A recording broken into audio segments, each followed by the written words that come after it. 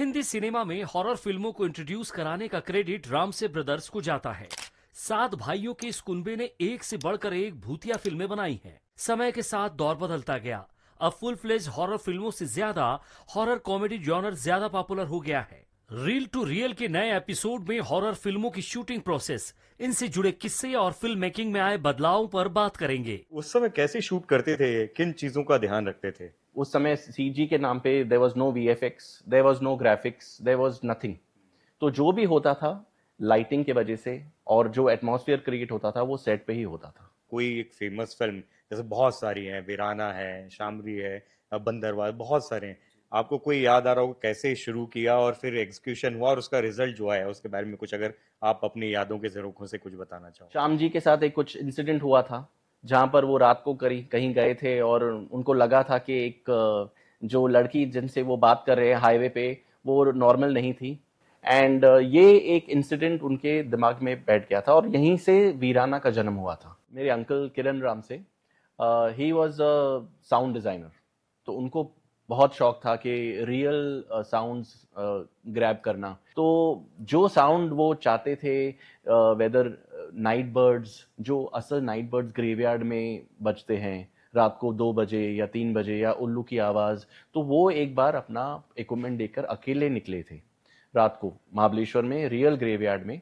और उन्होंने जो वहाँ पर रिकॉर्ड किया था उसमें खाली नाइट बर्ड्स रिकॉर्ड नहीं हुआ था, उन्होंने बोला था कुछ सांसें सुनी थी उन्होंने, और फिर उन्होंने जल्दी बैकअप करके वो घर आ गए थे। आपको उस समय कुछ याद आता है कि किस बजट में फिल्में बनती थी और उसका फिर आउटकम क्या होता था? मेरे हिसाब से 30-35 लाख में बन जाती थी फिल्में, और उसका outcome I think it was always above 1.5 crore. Hindi cinema में हॉरर फिल्मों को इंट्रोड्यूस कराने जितने कैरेक्टर्स थे जिनको आज हम वो डरते हैं, जिनके बारे में सोच के भी, वो कैसे तैयार किए जाते थे और उनका मेकअप कैसे किया जाता था, वो बताइए। जो हमने यूज किया था 2 गज जमीन के नीचे was a mask, straight mask को फेस से चिपका के शूट करते थे। लेकिन उसमें प्रॉब्लम ये होता था कि जो रियल आर्टिस्ट है उसके एक्सप्रेशन नहीं आते थे। तो पुराना मंदिर में और हमने एक एक्सपेरिमेंट किया था। श्रीनिवास पात्रो थे उस समय के मेकअप आर्टिस्ट। तो उसने क्या बोला कि मैं मेकअप करूंगा पैचेस में। तो हमने बोला ठीक है, लेट्स एक्सपेरिमेंट।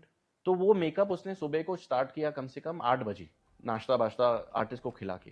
रात को 7-7:30 बजे जाके मेकअप उसका खत्म हुआ, लेकिन वो मेकअप देखने के लायक था। That was the birth of Samri. Mould आप बनाते हो, उसमें बता पाओगे हमें कि कौन कौन से चीजें यूज की जाती है? एक प्रोडक्ट है एल्जिनेट। तो क्या होता है, वी एक्चुअली पूरा वो एल्जिनेट, सपोजिंग आप एक्टर है जो हमको कुछ बनाना है, हम आपको बिठाता है, then we take out a mould and it's very interesting.